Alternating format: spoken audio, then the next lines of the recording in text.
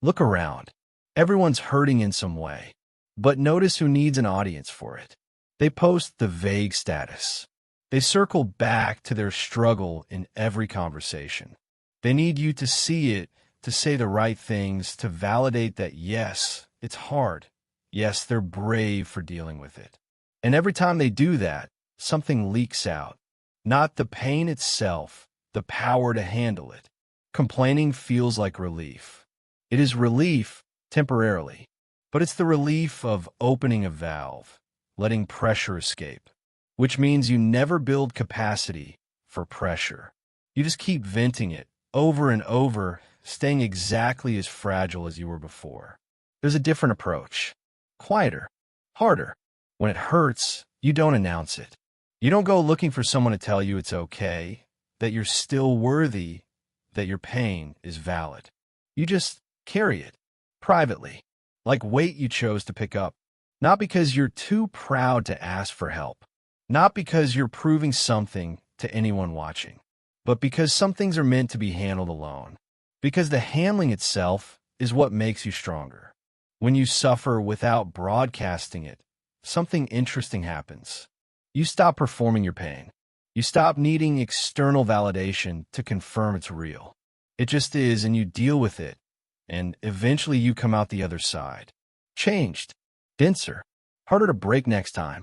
The ones who emerge from hardship stronger, they weren't the ones giving play-by-play updates. They were the ones who disappeared for a while, handled their business, and came back different. Silence during suffering isn't about suppression. It's not toxic positivity or pretending everything's fine. It's about refusing to outsource your resilience. Refusing to make your pain someone else's responsibility to acknowledge. Every hard thing you endure without complaint builds a kind of willpower that can't be faked. Your nervous system learns, I can handle this. I don't need rescue. I don't need an audience. I can just endure. That knowledge becomes bedrock, the kind nothing can shake. Most people will never build this. They'll keep seeking sympathy, keep needing validation, keep making their struggles everyone's business. And they'll stay exactly as fragile as they are now. But you don't have to. Next time it's hard, and it will be, try something radical. Don't tell anyone. Don't post about it. Don't drop hints hoping someone asks if you're okay. Just handle it. See what happens when you stop performing your pain and start processing it instead. You might surprise yourself with what you can actually carry. Chapter 1. Complaining is training yourself to be weak. Every time you complain, you're rehearsing defeat.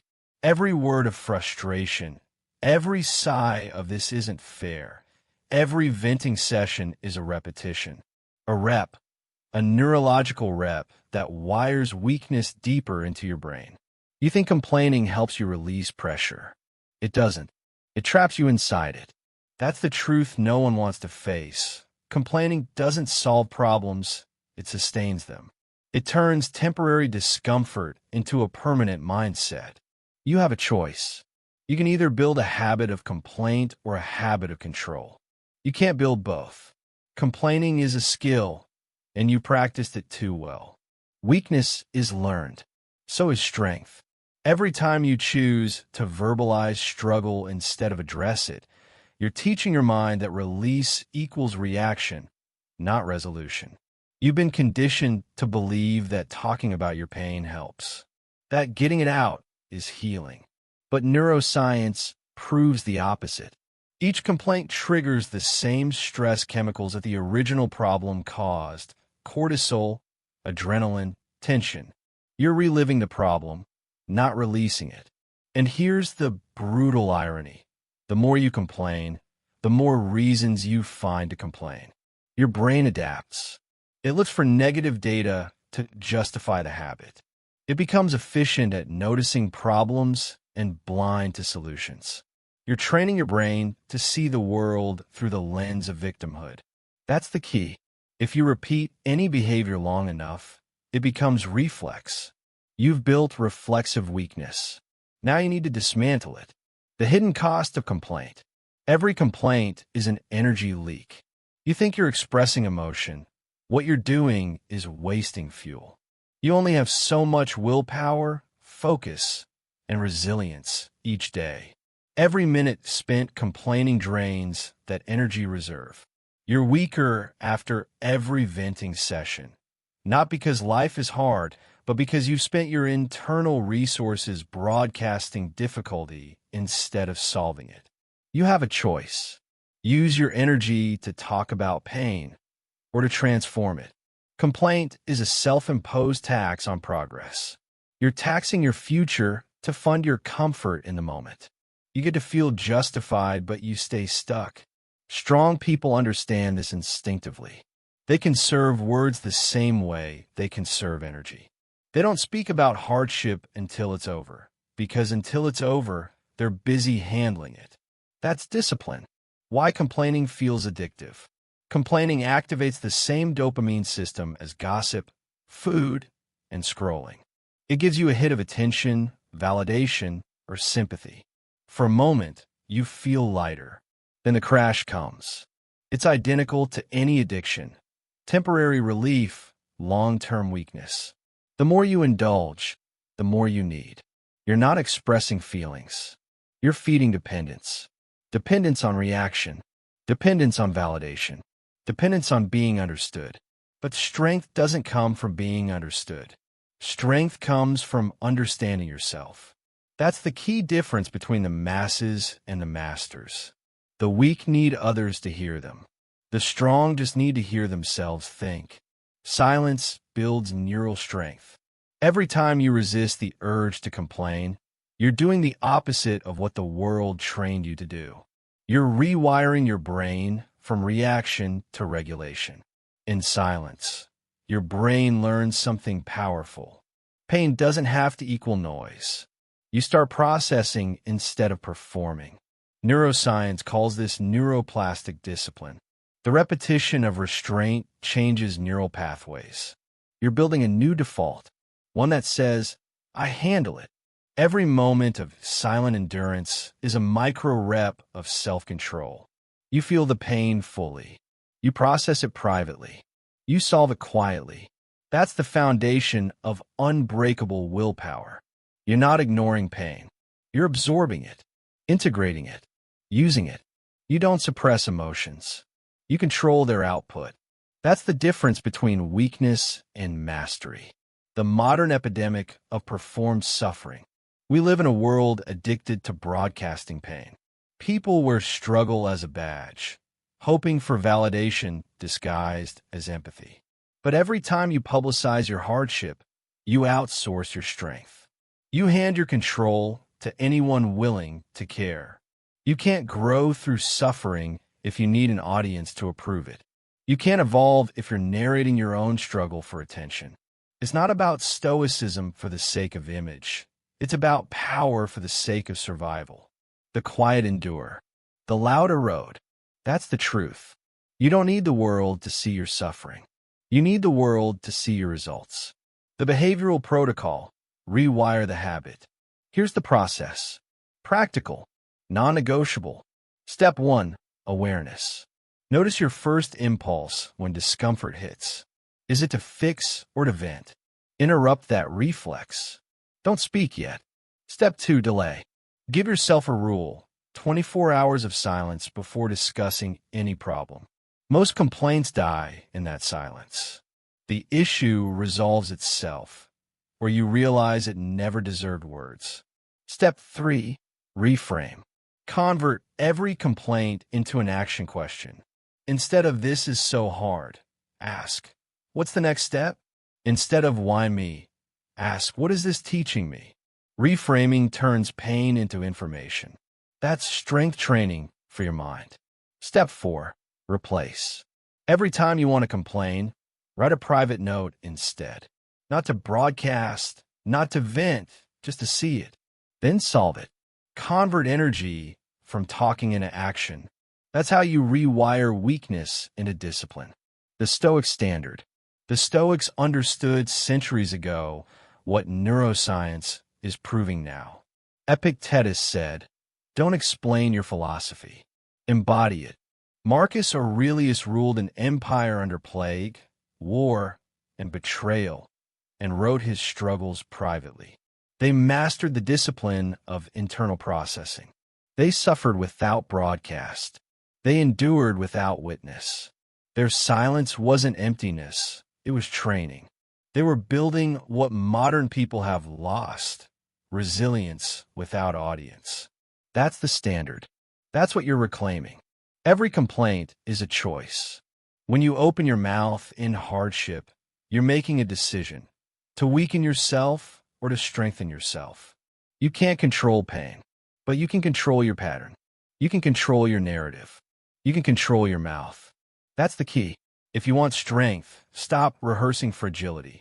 If you want power, stop broadcasting powerlessness. If you want peace, stop amplifying chaos. You don't need anyone to validate your struggle. You need to validate your strength through silence, endurance, and execution. Every complaint avoided is a rep of resilience. Every silence maintained is a deposit into mental toughness. Every hardship handled privately is proof that you no longer need comfort to survive. Transition. You've learned that complaining trains weakness. You've learned that silence trains strength. Now it's time to remove the next crutch, the one even harder to let go of, the one disguised as kindness. Sympathy. You mastered silence in your words. Now you'll master silence in your needs. Chapter 2. Sympathy is a drug that weakens you. Sympathy feels like comfort, but it functions like poison. It soothes you for a moment, then steals your strength for a lifetime. Every time you reach for it, you reinforce dependency.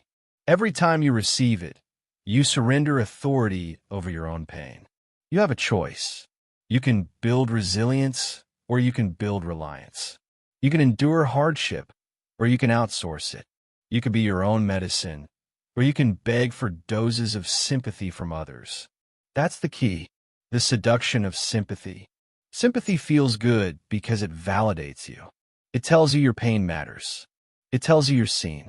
It tells you you're not alone. But look closer. That comfort isn't free.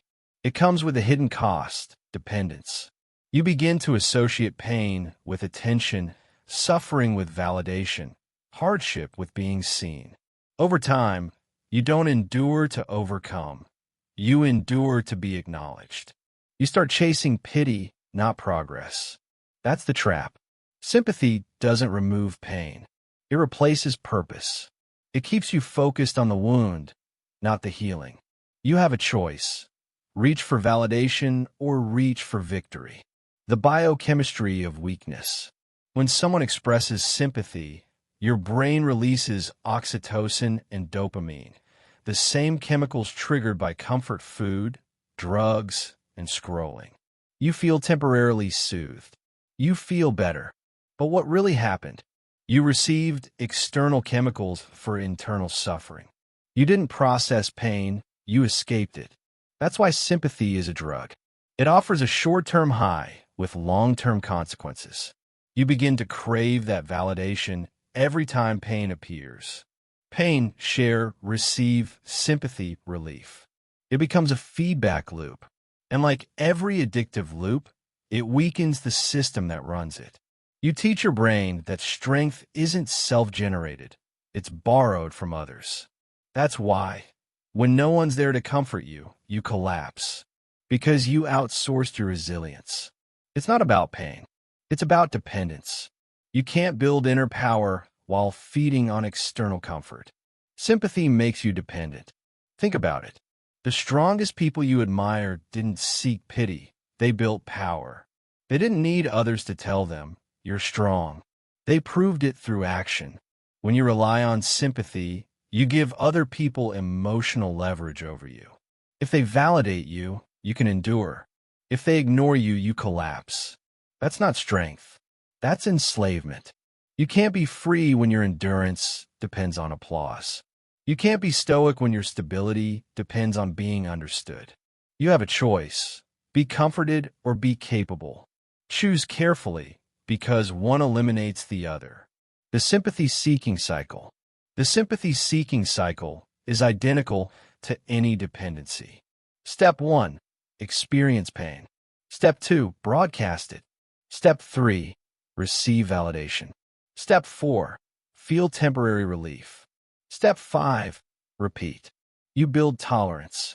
You need more sympathy for the same relief. Soon, you're surrounded by people who expect your suffering and feed on it. They've built their own validation from your weakness. You've created a system that rewards helplessness. And every system that rewards helplessness creates more of it. You have a choice. Break the cycle or become it. How sympathy destroys grit. Grit grows in isolation. It doesn't develop when you're surrounded by comfort. It develops when you're alone, facing difficulty without applause, validation, or witness. Sympathy removes that environment. It replaces solitude with support, and support becomes sedation. The second you start feeling pain, you reach for people. You never let the pain teach you. That's why you stay stuck in the same struggles year after year. Because you've never allowed full exposure to pain. You've always numbed it through attention. If you want strength, you must detox from sympathy. Withdraw. Endure the silence. Let pain do its job. Teach you, not pamper you. That's the key. The Stoic replacement, self-validation. The Stoics understood what modern psychology now confirms. External validation corrupts internal power. Marcus Aurelius didn't ask for sympathy when he lost his children. He wrote to himself, "Endure and do not complain." That was his therapy. That was his strength. You don't need someone to say, "I'm sorry." You need to say, "I'm capable." You don't need to be understood. You need to understand yourself. You don't need comfort. You need competence. Replace the reflex for sympathy with a ritual of self-validation. Step 1. Notice the craving. When pain hits, observe the urge to share it. Don't act. Just notice. Step 2. Reframe it. Say to yourself, "This is my test." Not punishment, preparation. Step 3. Respond privately. Write down what hurts, what triggered it, and what strength this pain is asking for. No public broadcast, just private audit. Step 4. Resolve it. Take one action, no matter how small, that reclaims agency. Move the needle forward. This is how you build emotional sovereignty. You become your own validation system. That's the path to power. Why people fear losing sympathy. People fear losing sympathy because it means losing attention. It means losing identity. They've built their sense of self around being seen as strong despite struggle. But strength that depends on being seen isn't strength, it's performance. When you stop seeking sympathy, you stop performing pain. You stop needing an audience. You stop narrating your life for approval. You start living it. Quietly. Fully. That's real power, silent proof. You don't need their permission. You don't need their applause. You don't need their understanding.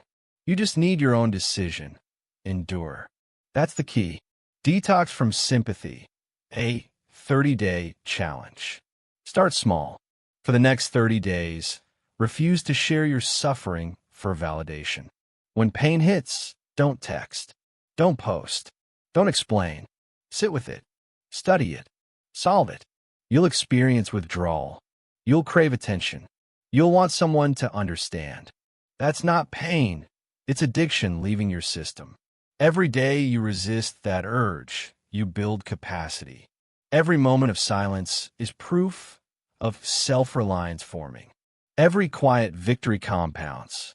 At the end of 30 days, you won't just feel stronger. You'll know you're stronger. Because you'll have evidence. Pain processed privately, power earned silently. That's the cure. Sympathy is theft disguised as care. Understand this. Not all comfort is compassion.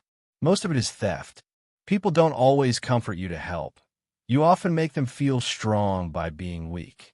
They need your suffering to validate their usefulness. They need your pain to play savior. And you keep them relevant by staying broken. Cut that exchange. It's not care. It's control. Your suffering doesn't need witnesses. It needs mastery. You don't owe anyone access to your struggle.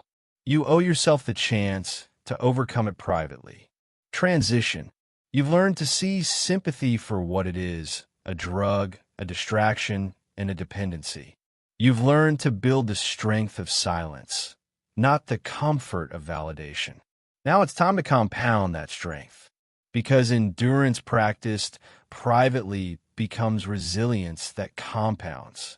You'll see how each moment of silent suffering becomes a deposit in your mental bank. You mastered silence in emotion. Now you'll master silence in endurance. Chapter 3. Silent suffering compounds strength. Every moment you endure hardship without speaking of it adds to your power. Every silent struggle is a deposit into your bank of willpower. Every unspoken endurance increases the compound interest of resilience. That's the law of silence. That's the mechanism of strength. You have a choice. You can leak your pain through words, or you can store it as energy. You can release it for sympathy, or you can refine it into strength. That's the key. Pain is energy. You decide its direction. Pain itself isn't destructive. It's energy. It's raw, unprocessed fuel. You can burn it uselessly through complaint, or you can harness it into power. Every time you stay silent under strain, you're redirecting that energy inward.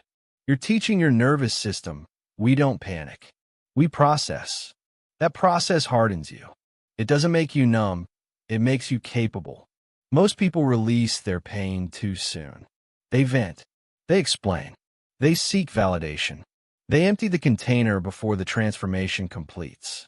They feel temporary relief, but lose the strength that silence would have produced. You have a choice, relief or resilience. You can't have both. The compounding mechanism of suffering. Here's how compounding works. Every time you endure difficulty without complaint, you add 1 unit of strength. Do it 10 times, and you have 10 units of strength. Do it 100 times, and you have a fortress inside you. But it's exponential. Each silent endurance doesn't just add, it multiplies. Because the next hardship feels lighter. The next pressure feels familiar. The next storm feels manageable. You've conditioned your system to interpret adversity as training, not threat. That's the essence of compounding. Small silent sufferings multiplied over time produce unbreakable willpower. That's the formula. That's the math of mastery. The fragility of the loud. Contrast that with those who can't stay silent. They feel something hard and immediately release it through speech. They complain, they vent, they broadcast. Each time they do, they weaken the muscle of endurance. They've trained their brain that discomfort must be expressed, not endured. So their pain threshold decreases. Their tolerance shrinks. Their capacity collapses. Soon, even mild discomfort feels unbearable because they've never faced it without an audience. That's why weak people talk. They need witnesses to justify their suffering. The strong need no witnesses. They're too busy building capacity. It's not about silence as restraint. It's about silence as strength training. The physics of endurance. Think of suffering like resistance training. Every time you endure, your system adapts. You hold a difficult position for longer. You carry a heavier emotional load without breaking. You withstand pressure without collapsing. Silence is the tension that makes the adaptation possible. You must resist the urge to speak, the same way a lifter resists the urge to drop the bar early. Endure the burn. That's when strength is built. You're training neural endurance, emotional regulation, and psychological composure. Each repetition of silence strengthens all three. It's not about pain disappearing. It's about pain becoming manageable through repeated exposure. That's the process: exposure, endurance, adaptation. The silent suffering protocol. To compound strength intentionally, you need a protocol. A system, a structure for silence. Step 1. Identify daily discomforts. Traffic, fatigue, conflict, hunger, delay. Small irritations are training opportunities. Step 2. Refuse to react externally. No complaint, no explanation, no sighing. Hold the reaction. Process it internally. Step 3. Translate discomfort into training data. Ask, what is this situation teaching me? What muscle is this building? Patience, control, focus, resilience? Step 4. Document victories privately. At day's end, note moments of silence. I endured this without reaction. Over time, that log becomes proof of growth. Step 5. Increase intensity gradually. Move from minor discomforts to moderate challenges. From silence in inconvenience to silence under suffering. From silence in irritation to silence in pain. That's progressive overload for your mind. Examples of silent strength. The soldier who endures exhaustion without complaint becomes a leader. The entrepreneur who survives financial uncertainty without seeking pity becomes a builder. The parent who bears unseen stress without dramatizing it becomes a foundation for others. They all share one trait, containment. They know pain loses value when shared prematurely. They let pain mature into wisdom before releasing it as guidance. That's the difference between power and pity. Weakness expresses immediately. Strength expresses strategically. You have a choice. Contain or collapse. Why silence feels hard. Silence feels heavy because it's discipline in real time. You're denying your primitive instinct to seek validation. You're rejecting your emotional impulse to externalize pain. That friction is growth. That discomfort is the sound of your brain rewiring. At first, silence will feel unbearable. You'll crave acknowledgement. You'll want someone to say, "You're doing great." That's the withdrawal of weakness leaving your system. Endure it. It passes. After repetition, silence stops feeling like suppression. It starts feeling like control. That's when you know strength has compounded. Energy conservation is power accumulation. Every time you complain, you leak energy. Every time you explain, you leak energy. Every time you vent, you leak energy. Silence stops the leaks. It keeps energy stored, ready for use. When you act from silence, you act with concentration. When you react from noise, you act with diffusion. The difference between power and exhaustion is direction. Silence directs energy inward, where it becomes usable force. Noise directs energy outward, where it becomes wasted effort. Conservation equals control. Control equals strength. That's the law. From containment to control. You don't need to suppress pain. You need to contain it. Containment is not avoidance, it's refinement. When you contain heat in a furnace, it forges steel. When you release it prematurely, it burns the surroundings. Your pain is that heat. Silence is your furnace. Contain it long enough, and it forges something unbreakable. That's not philosophy. That's physiology. You're wiring a body and mind that operate under pressure without collapse. That's mastery. Tracking the compound effect. Create a simple metric. Each day, record one number, moments of silent endurance. Day 1, maybe it's 1 or 2. By day 30, it's dozens. That's progress measured in control. Each tick is proof of inner growth, invisible to the world but undeniable to you. No applause, no acknowledgement, no performance, just strength compounding quietly.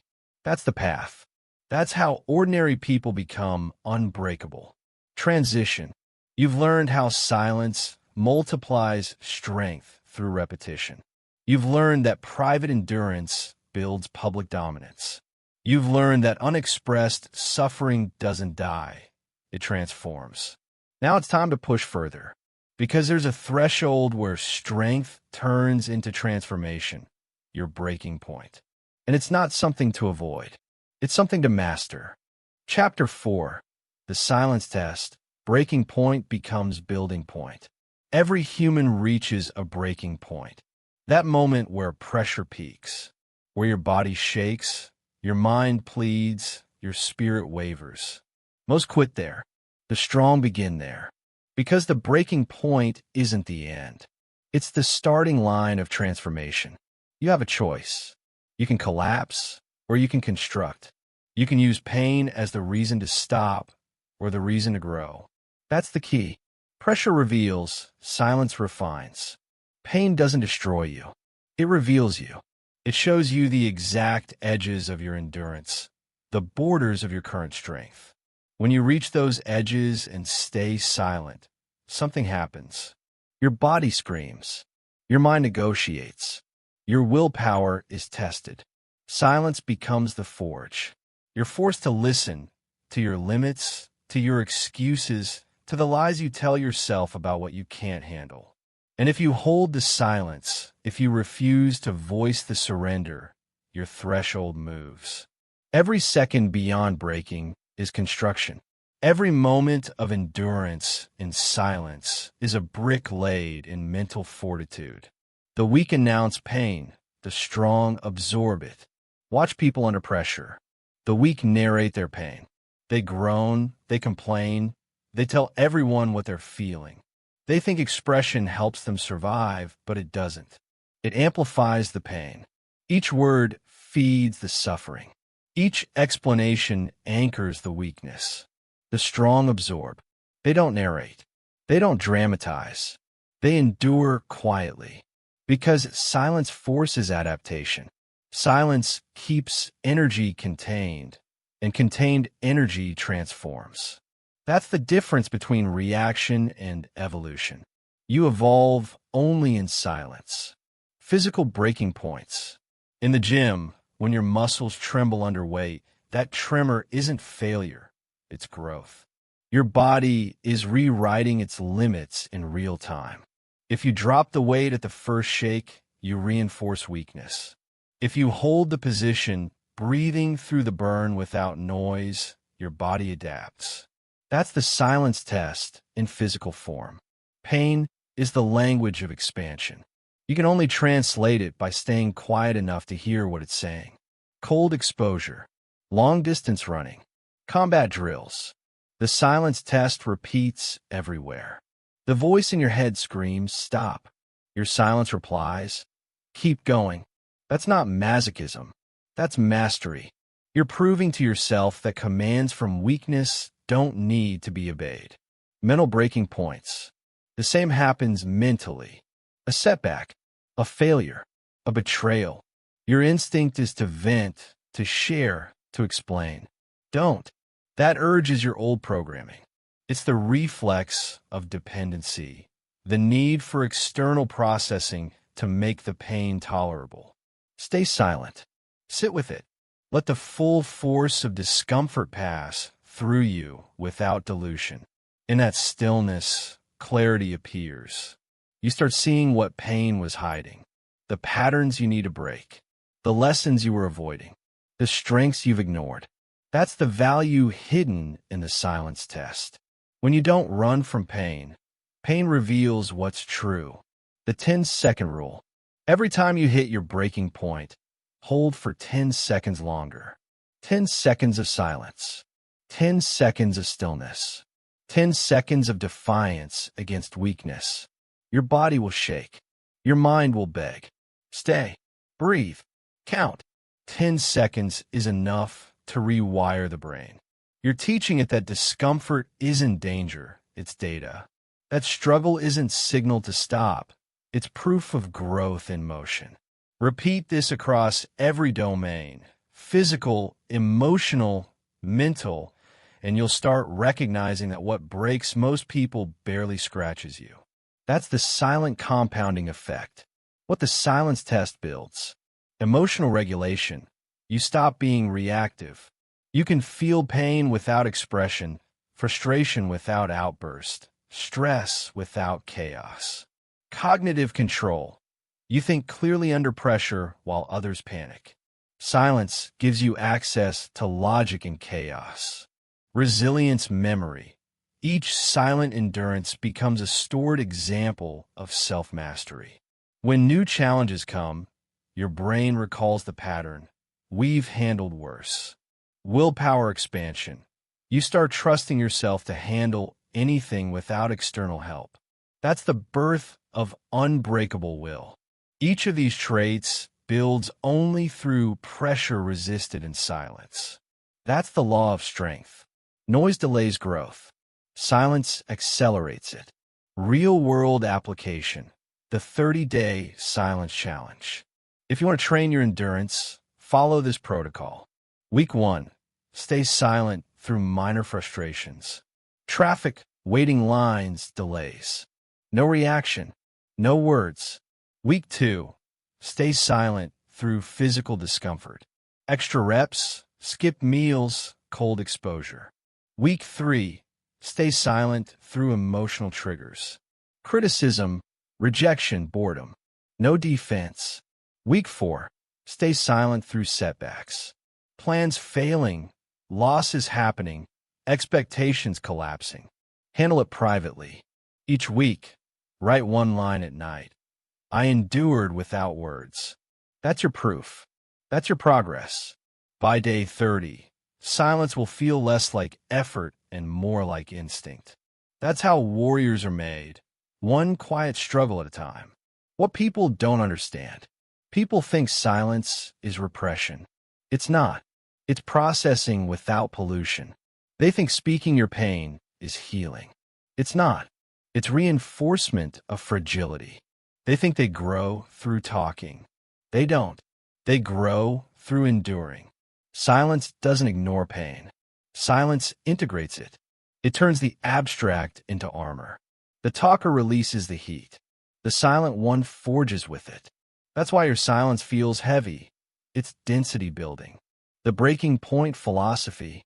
The moment you think you can't go further, go further. The moment you want to explain, don't. The moment you crave sympathy, reject it. Each of those moments is the silence test. Each past test expands your range. At first, it will feel impossible. Later, it will feel necessary. Eventually, it will feel natural. Because mastery always starts as effort, becomes discipline, and ends as identity. You're not pretending to be strong. You're becoming strong. You're not suppressing pain. You're shaping it. That's the silent path to resilience. The transition. You've now learned the silence test. You've learned that your breaking point is your building point. You've learned that quiet endurance turns pain into power. But silence isn't only for survival. Used correctly, it becomes strategic. It doesn't just build strength, it builds advantage. Next, we'll move from endurance to strategy. From private suffering to public dominance. Chapter 5. Silence as strategic weapon. Silence isn't absence. It's control. It's the deliberate pause between impulse and action. The difference between reacting emotionally and responding intelligently. You have a choice every time something challenges you. You can speak too soon and reveal your position, or you can stay silent long enough to see the whole field. That's the key. The weak fill silence. The strong weaponize it. The discipline of holding back. Every moment of silence you hold creates advantage. Because silence is not emptiness, it's space. And space gives you visibility. When you rush to speak, you commit to a position you haven't thought through. When you rush to act, you commit to a move you can't reverse. But when you stay silent, you collect data. You observe. You calculate. You wait. The loud seek relief. The silent seek results. That's why silence isn't passive. It's the most active state of preparation possible. The person who can hold silence has mastered impulse. And the one who has mastered impulse controls every outcome. The power of delay. Most mistakes come from moving too soon. You react to emotion. You respond to pressure. You chase instant clarity instead of allowing true clarity to form. The power of delay is simple. Silence buys time. It slows down chaos so you can see what others miss. You don't rush to answer. You don't rush to decide. You let the noise settle until truth becomes visible. When everyone else scrambles, you stay still. While they reveal their panic, you build composure. That's the key. Stillness creates separation. Separation creates perspective. Perspective creates command. This is how silence turns into strategy. Strategic silence in decisions. Every decision has two layers, signal and noise. Signal is what matters, the truth beneath appearances. Noise is everything else, emotion, urgency, distraction. Most people decide from noise. They react to pressure instead of principles. They act from insecurity instead of insight. Strategic silence filters the noise. It gives you space to separate emotion from fact, impulse from reason, noise from signal. When you learn to delay your response, you start making decisions from strength, not stress. You have a choice. Speak early and lose clarity, or stay silent until clarity arrives. That's the weapon. Information control. Silence isn't just about what you don't say. It's about what you don't reveal. Every piece of information you share changes how others move around you. Talk too much, and you give away your advantage. Stay silent, and people project what they want onto you. Usually wrong, always useful. The person who reveals less controls more. Because mystery forces respect. Uncertainty forces caution. When people can't predict you, they can't prepare for you. When they can't read you, they can't manipulate you. You don't need to be mysterious for style. You stay quiet for function. It's not about hiding. It's about maintaining control of what others know and when they know it. Every unnecessary word is leaked leverage. Every silence is stored power. The tactical pause. In combat, soldiers are trained to pause before reloading. That pause saves lives. In conversation, the same principle applies. A pause before response changes the dynamic instantly. People are uncomfortable with silence. They rush to fill it. They reveal things they shouldn't. They clarify what you didn't even ask. That's the weaponized pause. The few seconds of quiet that turn a conversation into a confession. You don't interrupt. You don't rush. You let silence do the work. The longer you can tolerate silence, the more information you extract, the more control you hold. The economy of words. Every word you speak either builds or burns credibility. Most people devalue their words through excess. They talk too much, promise too often, explain too long. The disciplined use silence like currency. They spend it rarely, and when they do, it carries weight. When you speak less, your words mean more. When you speak only when necessary, people listen. That's why great leaders don't speak to fill time. They speak to create impact. The economy of words is built on the wealth of silence. You have a choice every time you open your mouth. Do you want to be heard or remembered? Noise gets attention. Silence gives weight. The strategic withdrawal. Sometimes silence isn't pause, it's retreat. And retreat is not weakness, it's repositioning. When you sense chaos rising, step back. When conflict escalates, stop talking. When emotions spike, go quiet. Silence protects you from escalation. It buys you perspective before reaction. It prevents irreversible words from leaving your mouth. The strategic withdrawal isn't running away. It's moving to higher ground. You can't see clearly when you're inside the storm. Step back. Go silent. Regain the view. That's how control is reestablished, not through domination, but through detachment. The three forms of strategic silence. Observation silence, used to gather intelligence. You're listening, not reacting. Decision silence, used to wait for clarity. You're processing, not panicking. Execution silence, Use to act without broadcasting. You're building, not performing. Master all three, and you move through life like a strategist, not a reactor. Others announce their plans. You stay silent and let results speak. That's real power. Behavioral training, the 7-second rule. Before you speak, pause for 7 seconds. 7 seconds of silence between thought and expression. In those seconds, you filter emotion, calibrate tone, and choose whether your words are necessary. If they're not, don't say them. If they are, say them with precision. This small delay rewires impulsive communication into intentional communication. Over time, it becomes automatic. You stop reacting. You start deciding. That's how silence upgrades your operating system. Silence as power source. Noise drains energy. Every unnecessary conversation, explanation, or argument steals bandwidth. Silence stores energy. It turns reaction time into recovery time. When you stop talking, your mind recharges. Your focus sharpens. Your intuition becomes audible again. That's the secret. Silence isn't empty.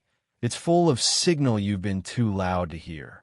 You can't hear instinct in noise. You can't hear truth when you're talking. Silence is how you tune your own frequency.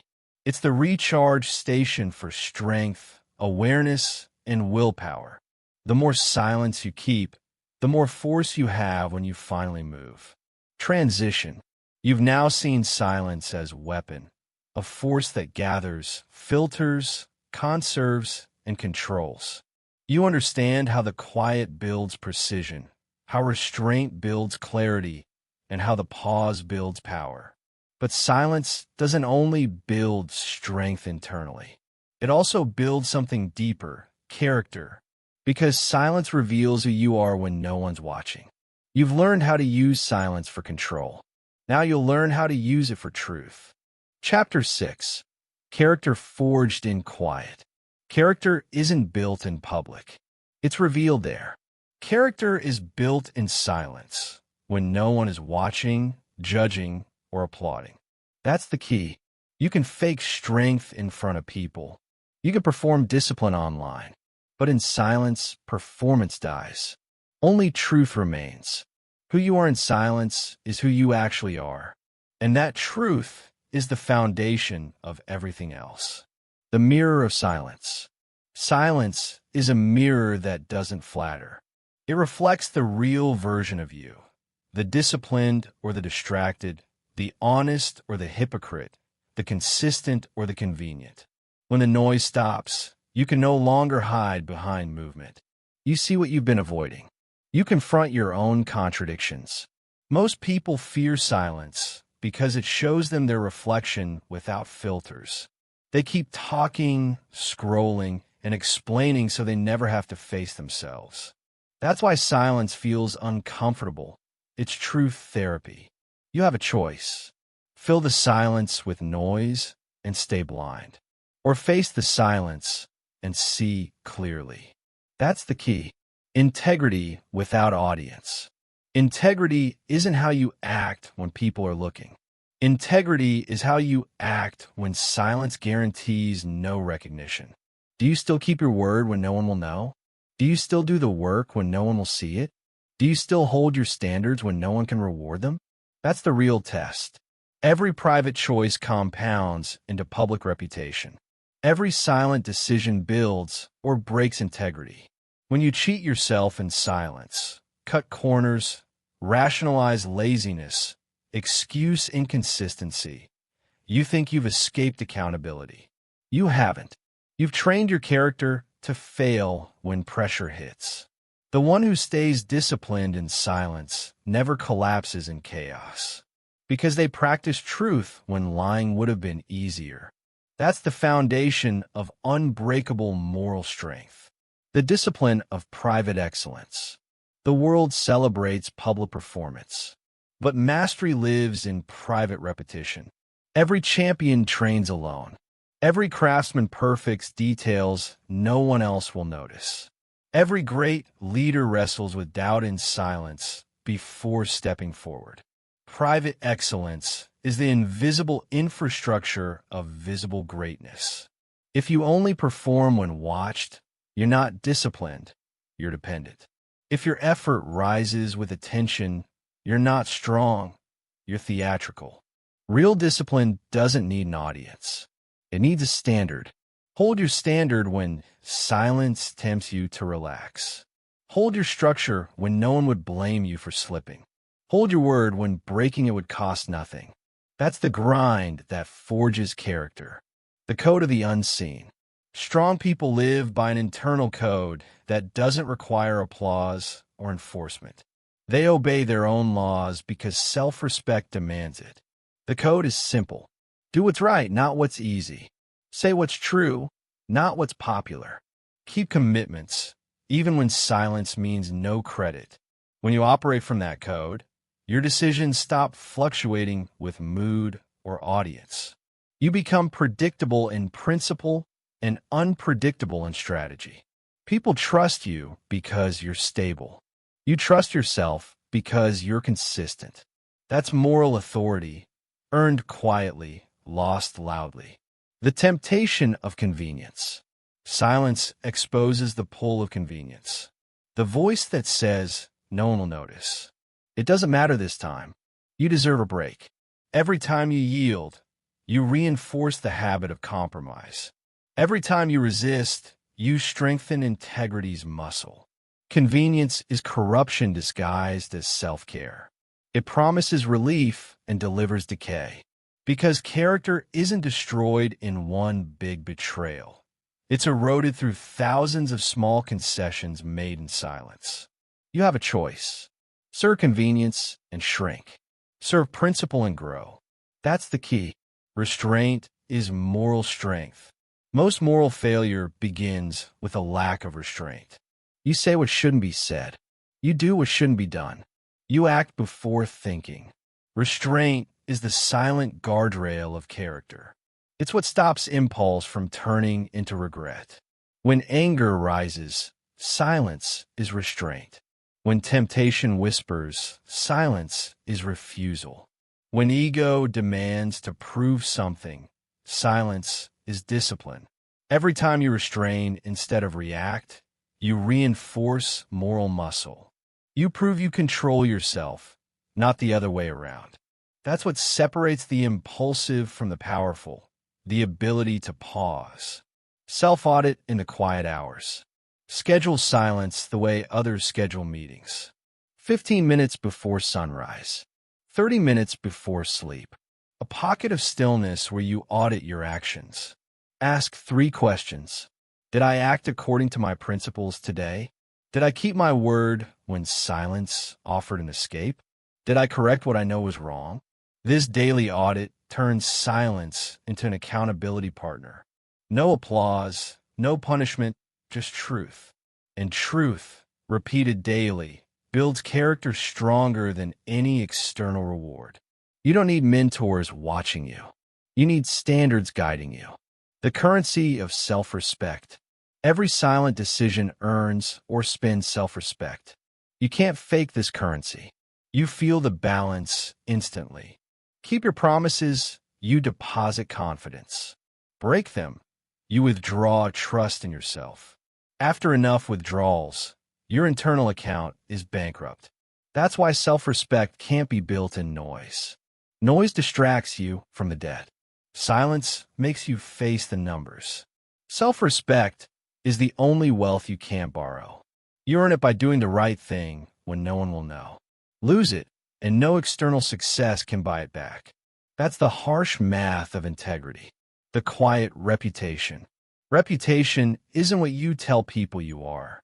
It's what silence reveals when you're absent. People talk about your consistency, not your claims. They remember reliability, not rhetoric. You don't need to advertise virtue. Live it quietly, and it advertises itself. The strongest presence is built through absence, because absence filled with reliability creates legend. They say, he never complains. She always delivers. They don't talk, they execute. That's the power of character built in quiet. Transition. You've learned how silence becomes a forge, melting away pretense and shaping integrity. You've seen how quiet hours define who you are when applause is gone. You understand that private discipline becomes public strength, and restraint becomes moral authority. Now it's time to test that integrity under pressure, because silence builds character, but adversity proves it. Chapter 7. Pressure reveals the truth. Pressure is the ultimate truth serum. It strips away performance. It removes polish. It exposes reality. You don't truly know yourself until you're tested. Silence builds the foundation. Pressure shows if it holds. That's the key. When everything is calm, everyone looks disciplined. When everything is easy, everyone looks strong.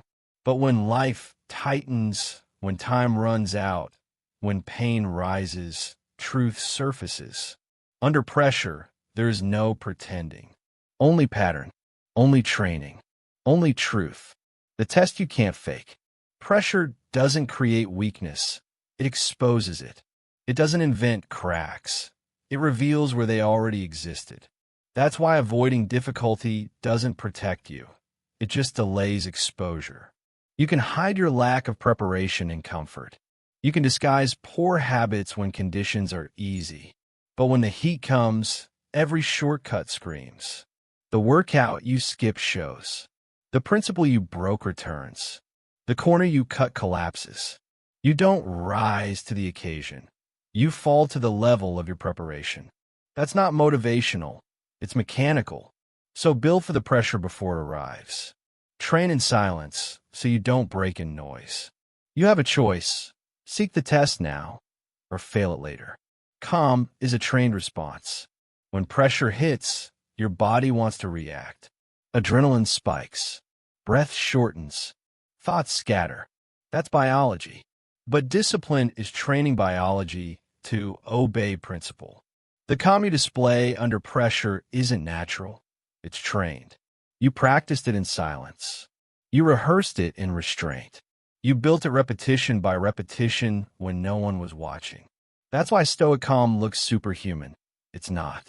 It's consistent rehearsal under micro stress, multiplied over time. When others panic, you pause. When others tighten, you breathe. When others react, you assess. Calm isn't absence of fear, it's command of it. And command is built in quiet before it's proven in crisis. That's the key. Pressure as X-ray. Pressure reveals 3 truths. Who you trust, what you value, how you think. Under pressure, false trust collapses. The unreliable disappear. The loyal remain. Under pressure, shallow values crumble. Comfort stops mattering. Convenience dies. What's left is purpose. Under pressure, thinking patterns are revealed. Emotional thinkers spiral. Disciplined thinkers stabilize. The gap between them is exposure. Pressure doesn't ask permission to test you. It just arrives. And when it does, you'll see exactly what your silence built. Stress without structure is chaos. Pressure isn't your enemy. Lack of structure is. When pressure hits, chaos fills the space between who you are and what you need to be. The antidote to chaos is structure. Simple, ruthless, repeatable. Breathe, pause, assess, execute. For steps that create order from panic. The mistake most people make is trying to escape pressure instead of structuring it. They run, they vent, they freeze. They turn discomfort into drama. You can't escape pressure. You can only organize it. You build order through structure. You build structure through silence. That's how you control storms, by creating systems stronger than emotion. The pressure rehearsal. You can train pressure response like any other skill. You do it through intentional exposure. Start small. Discomfort in workouts, delayed gratification in habits, silence during conflict. Each instance is a mini-lab where you rehearse calm under pressure. When your heart rate rises, breathe slower. When the urge to react appears, delay 7 seconds. When the mind races, anchor on action, not analysis. Every small drill conditions your nervous system. You're teaching it that discomfort isn't danger. You're programming your body to remain steady when others collapse. That's pressure inoculation. Controlled exposure builds tolerance. Tolerance builds mastery. By the time real crisis hits, your body already knows the protocol. You've rehearsed it hundreds of times in silence. You don't need luck, you've built preparation. Emotional detachment under fire. Emotions under pressure are explosives. Handle them wrong, they detonate. Handle them right, they fuel precision. Detachment doesn't mean numbness. It means perspective. You see emotion as signal, not instruction. Anger means boundary crossed. Fear means uncertainty ahead. Stress means opportunity to adapt. You acknowledge emotion, then translate it into information. Information guides response. Response dictates outcome. That's the difference between chaos and control. The weak drown in emotion. The strong extract data from it. You have a choice. React to emotion like a child, or use it like an engineer. That's discipline. Pressure doesn't change you. It reveals you. Stop saying pressure changed me. It didn't. It exposed you. If you lie under pressure, you were dishonest before it arrived. If you quit under pressure, you are undisciplined long before the test. If you stay composed under pressure, you've been training for it daily. Pressure doesn't rewrite your code, it runs it. Whatever you installed in silence is what executes in crisis. That's why Stoic training is constant calibration. You don't wait for the storm to test your walls. You reinforce them every day. Silence is where you patch the leaks before the flood. When pressure comes, your system runs. When chaos arrives, your training speaks. That's the truth. The discipline of non-reaction. Under pressure, reaction is death. Reaction wastes time. Reaction burns energy. Reaction reveals fear. Response is different. Response is measured. Response is strategic. Response is power. The gap between reaction and response is silence. That pause is the control center of pressure mastery. You could train it. When someone criticizes you, pause. When something breaks, pause. When the unexpected hits, pause. That pause is where leadership lives. It's where strength proves itself. Every second you delay unnecessary motion, you increase control. That's the invisible advantage of silent composure. It multiplies precision while others self-destruct. Transmutation, pain into command. Pain and pressure are not punishments. They're performance tests. You can't avoid them. You can only decide how you'll use them. Will you interpret pain as attack or assignment?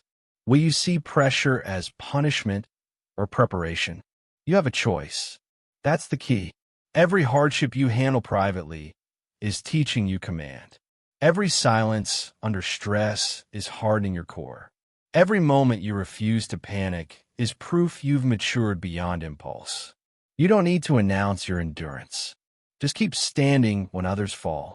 Silence will speak louder than any declaration.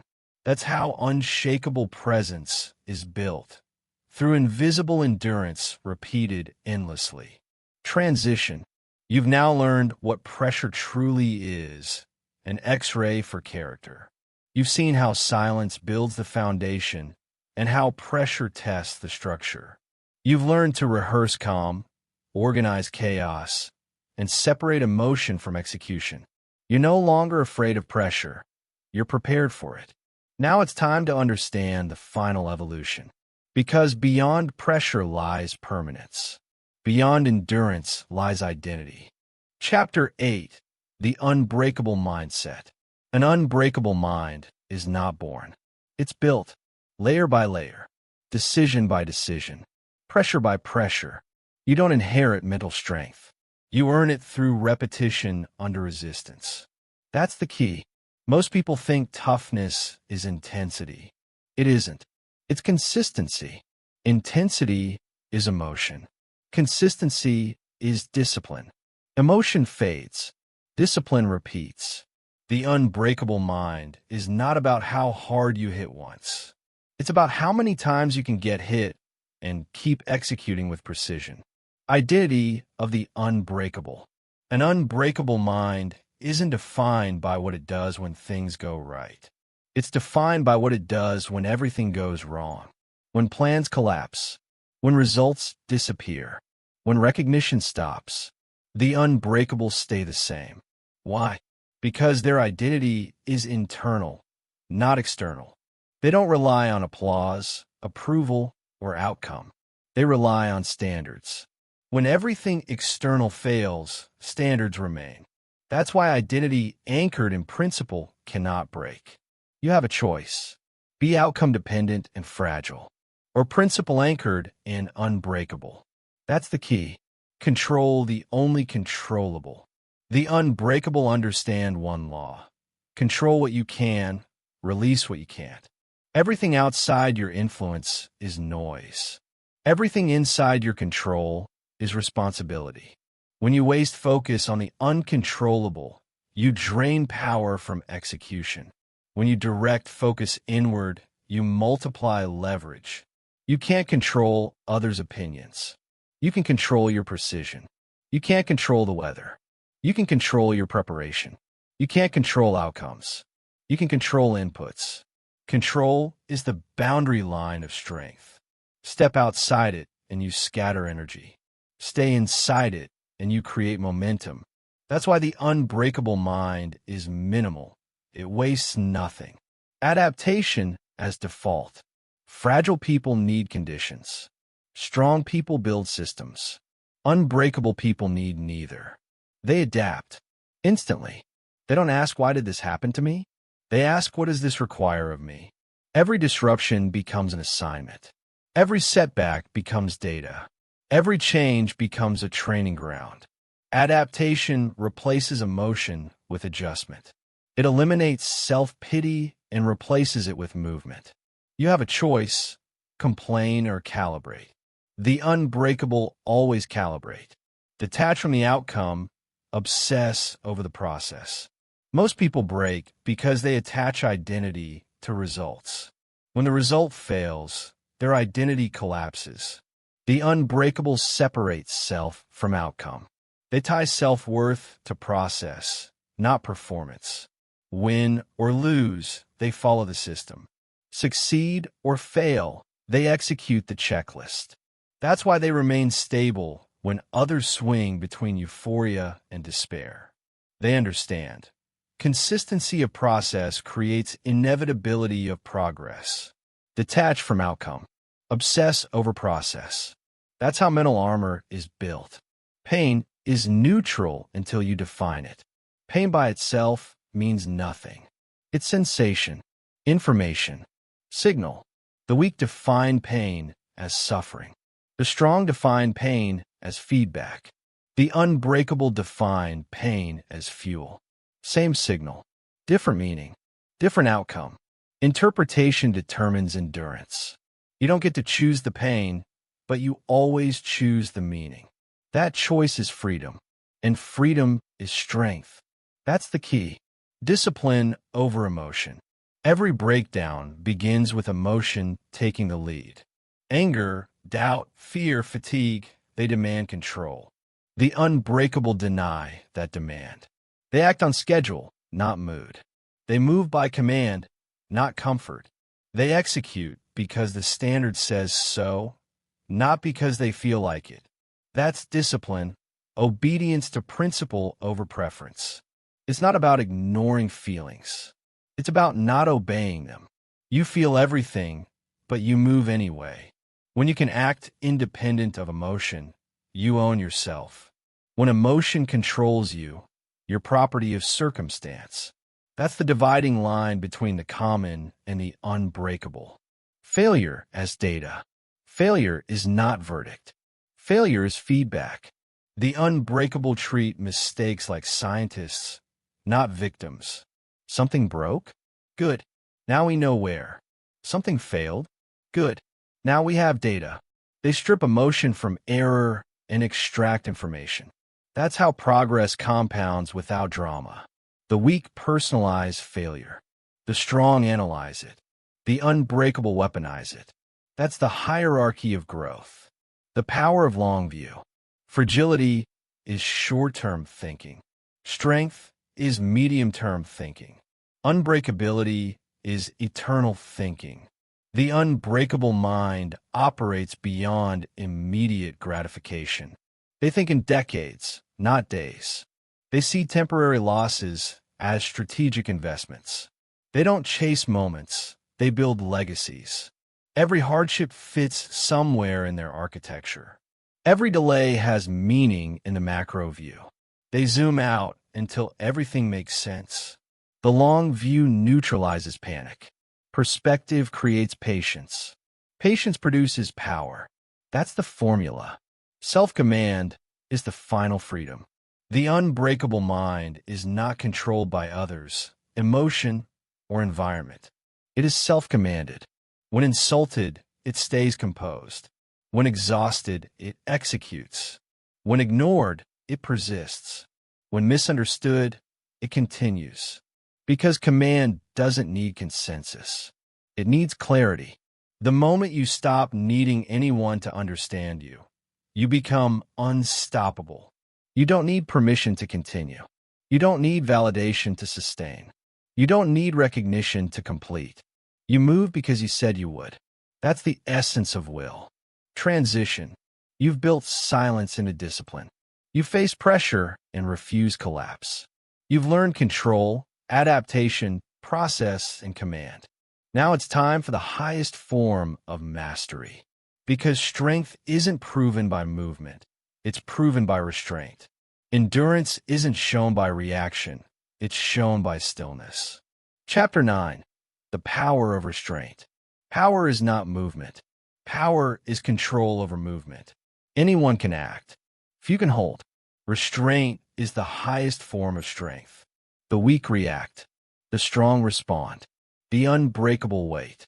That's the key. You're not measured by what you can do. You're measured by what you can stop yourself from doing. The world glorifies expression. Say it, post it, prove it. But the strong understand. Every unnecessary action is a leak. Every impulsive reaction is a loss of control. Every word spoken without precision dilutes power. Restraint concentrates power. Restraint is control turned into strategy. Impulse is the enemy of mastery.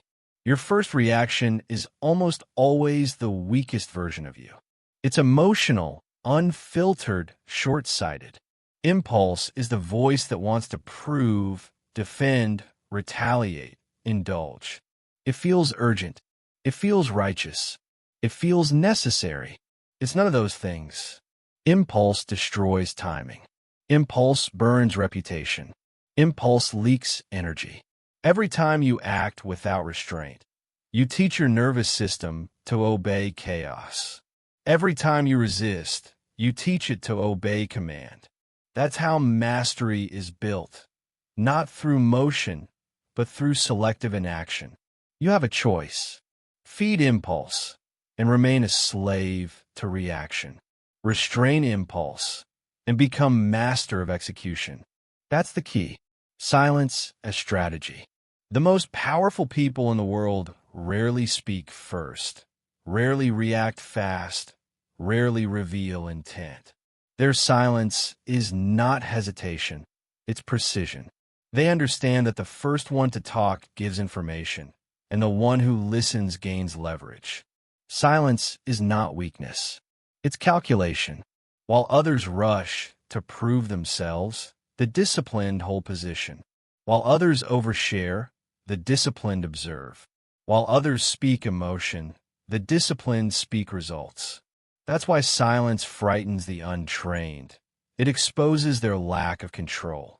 Every time you stay silent when provoked, you take control of the tempo. Every time you delay response, you force others to reveal themselves. Every time you withhold unnecessary words, you multiply the weight of the words you do speak.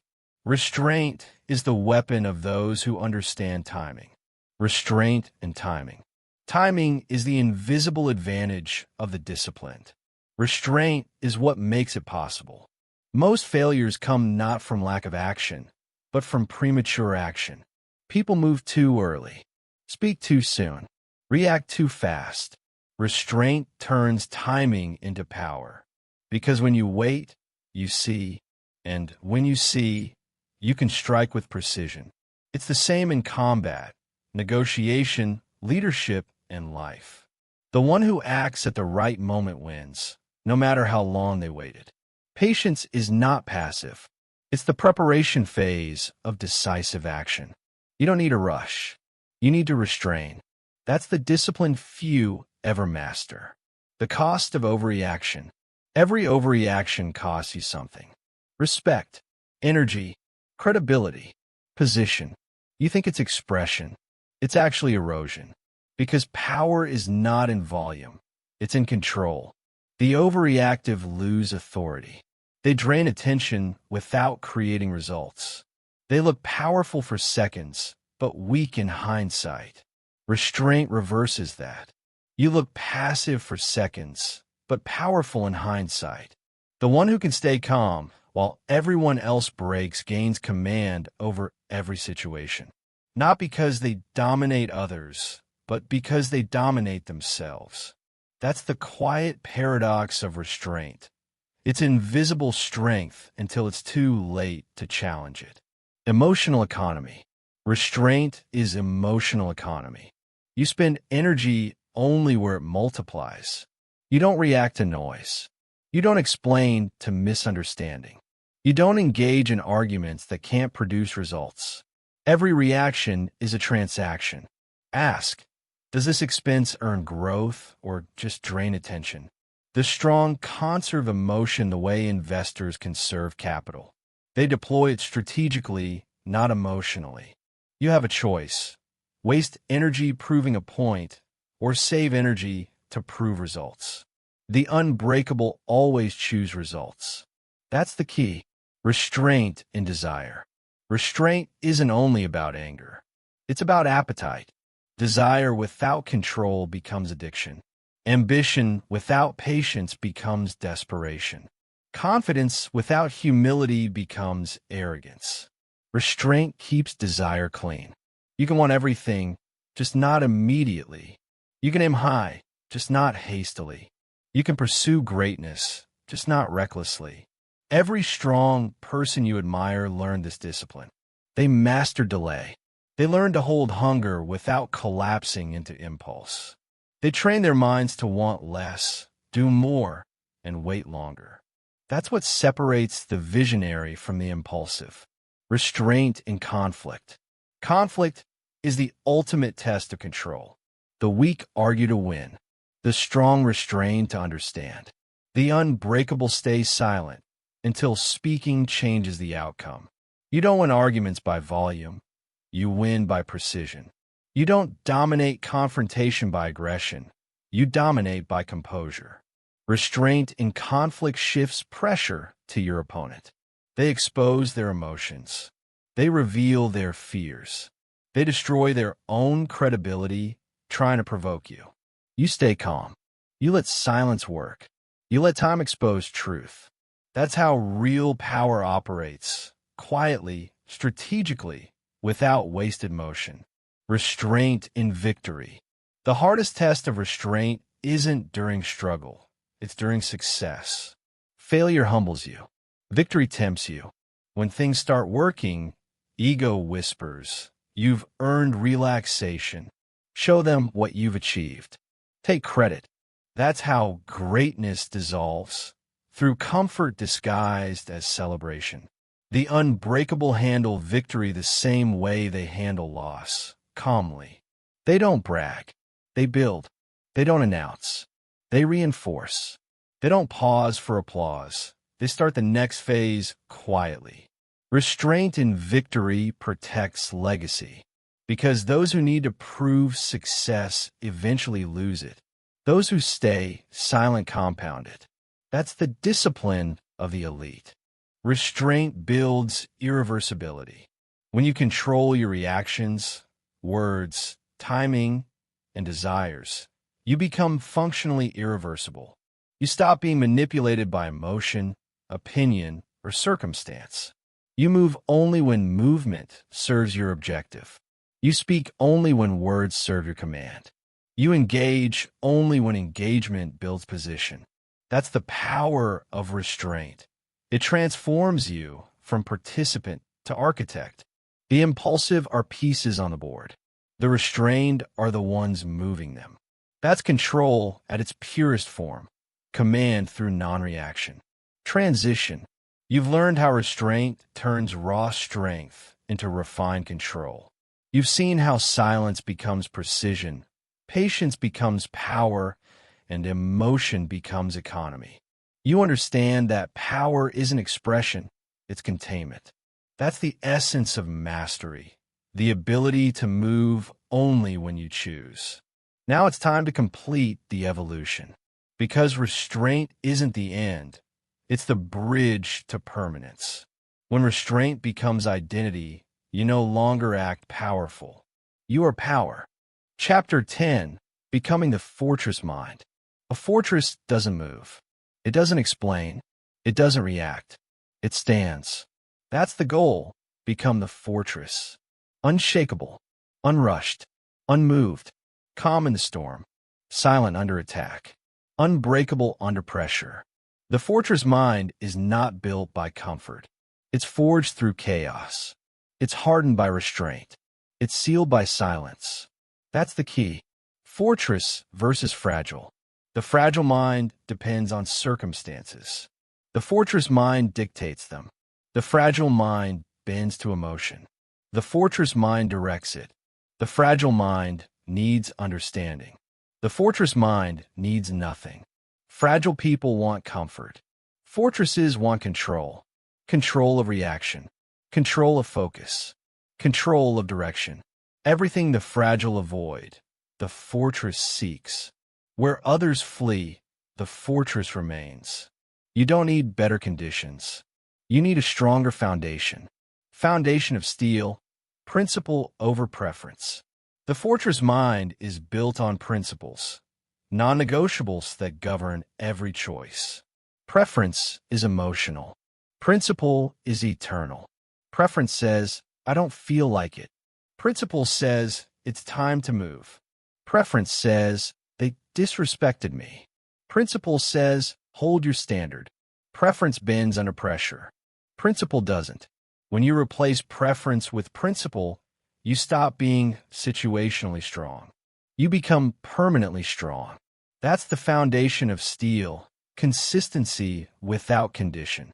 Walls of silence. The walls of the fortress are built from silence. Every time you hold your tongue when provoked, a new stone is placed. Every time you endure pain without complaint, another layer is added. Every time you suffer privately and still execute, the walls grow higher. Silence isn't emptiness, it's reinforcement. It keeps the noise out and the focus in. You don't need to announce your battles. You need to win them quietly. You don't need to seek sympathy. You need to build structure. The walls of silence protect your focus, preserve your energy, and prevent invasion. That's why most can't enter the fortress. Too much noise inside them, too little silence around them. The gate of restraint. Every fortress has one entrance, the gate. For the mind, that gate is restraint. It determines what enters and what exits. Every reaction you allow and weakens the structure. Every impulse you let out leaks power. Restraint guards both directions. It filters emotion, words, and movement. It ensures that what leaves is intentional and what enters is useful. Without restraint, silence collapses into repression. With restraint, silence transforms into strength. That's the discipline of command, deciding what's allowed through the gate. The core of stillness. At the center of the fortress is stillness. Stillness is not an action. It's full action under control. It's the ability to remain centered while the world destabilizes. It's calm not because nothing moves, but because movement no longer controls you. The still mind sees clearly. The still mind decides effectively. The still mind acts precisely. That's why stillness is the core of leadership, performance, and power. Because clarity requires quiet, and clarity commands chaos. Stillness is where every victory begins. The storm test. The fortress is not proven in peace. It's proven in storms. Anyone can seem composed when the world is calm. But when the flood rises, when betrayal hits, when failure comes, then the test begins. The fragile scream. The fortress adjusts. The fragile panic. The fortress recalibrates. The fragile complain. The fortress endures. The storm doesn't break the fortress, it defines it. That's how you know you've built correctly.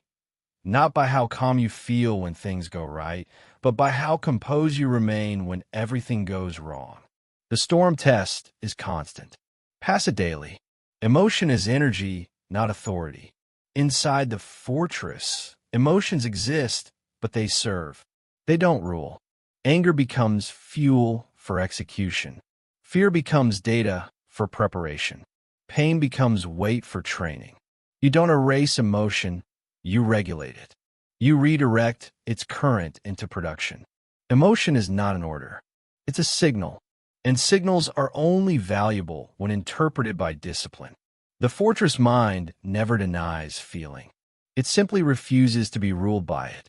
The discipline of detachment. You can't be unbreakable if you're owned by outcomes. Attachment makes you vulnerable. Detachment makes you sovereign. Detach from results. Detach from recognition. Detach from control over others. Your job is input, execution. The outcome is noise. You can influence, never control. Once you act, release. The fortress mind measures success by discipline, not applause. That's what makes it unshakable.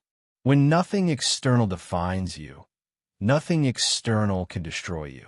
Unshakable will. At the core of the fortress is a single command. Continue. Continue when tired. Continue when ignored. Continue when misunderstood. Continue when alone. That's will. That's discipline in motion. You don't need motivation. You don't need inspiration. You need command. Do it anyway. Every time you continue under resistance, the fortress hardens. Every repetition of endurance adds reinforcement. The unbreakable will isn't loud. It's quiet, relentless persistence. It's calm under pressure and cold under fatigue. That's what separates warriors from wanderers. Continuation without applause. Indifference to noise. The final layer of mastery is indifference. Not apathy, indifference. Apathy is disengagement. Indifference is control. You don't need to fight every opinion. You don't need to defend every decision. You don't need to explain every move. Noise is irrelevant unless you grant it access. The fortress mind filters all of it. Praise, criticism, distraction, comparison. External noise only affects those without internal command. When your walls are built, noise becomes distant echo. You stop hearing the world. You start hearing yourself. That's clarity. That's control. Living as the fortress. When silence becomes your default, restraint your gate, stillness your core, and detachment your boundary, you have become the fortress. You're no longer reactive. You're responsive. You're no longer emotional. You're strategic. You're no longer dependent. You're sovereign. Nothing outside you dictates your state. Nothing inside you escapes without permission. You don't chase peace. You generate it. You don't find strength. You embody it. You don't seek control. You are control. That's the transformation. From noise to quiet. From chaos to command. From human to fortress. Transition. This is the final stage of mastery. You've learned silence. You've practiced restraint. You've endured pain. You've faced storms. You've detached from outcome. And you've built stillness at the center of your mind. You no longer need to prove strength. You are strength. You no longer chase power. You are power. Because the fortress doesn't move to dominate. It dominates by not moving.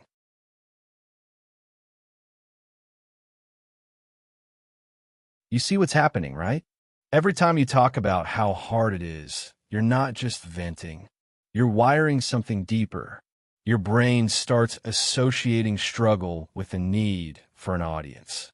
It learns that pain requires validation to be real, that you can't handle it without someone else confirming you're allowed to feel this way. That's not strength building. That's dependency forming. Sympathy feels good going down. Of course it does, it's designed to. But like any drug, you need more of it next time. The hit gets weaker. You find yourself circling back to your pain in conversations, fishing for that acknowledgement that, wow, you're going through so much. Meanwhile, silent endurance, that compounds differently. Every time you handle something hard without announcing it, without seeking credit or exemption or permission to struggle, you're making a deposit, not into some cosmic karma bank, into yourself. Your capacity grows. Your tolerance expands. Your nervous system learns it doesn't need backup. Here's a test. Can you go through something difficult without telling anyone? Not because you're ashamed, not because you're suppressing, but because it's simply not anyone else's business. Because you're capable of processing it alone. Most people fail this immediately. The urge to explain, to get sympathy, to perform their struggle, it's too strong. They need the audience more than they need the growth. Stop explaining yourself. Explanations are just sophisticated forms of seeking permission. Permission to struggle, permission to be imperfect, permission to take longer than you think you should. You don't need any of that. Broadcasting suffering doesn't make you vulnerable in a meaningful way. It makes you dependent. You start needing the performance, the validation, the reassurance that, yes, this is hard enough to count. While others are posting their struggles, you could be handling yours. While they're waiting for comments that say, stay strong, you could be getting actually stronger. Different use of time, different outcome. Start where you are. Make the next hard thing private. Don't post about it. Don't call someone to process it. Don't drop hints. Just deal with it. Alone. In a quiet where nobody's watching and there's no applause coming. It'll feel lonely at first. That loneliness? That's just your old weakness dying. Discomfort is part of the process. Sit with it. 90 days of this, handling your struggles privately, building capacity through progressive silence, and you'll become something rare. Someone who doesn't need external validation to endure internal difficulty. That's not coldness. That's not isolation. That's freedom. The freedom to handle anything, anywhere, without needing someone else to confirm you're strong enough. No posts, no sympathy calls, no performing your pain. Just you and what you're carrying. Start now.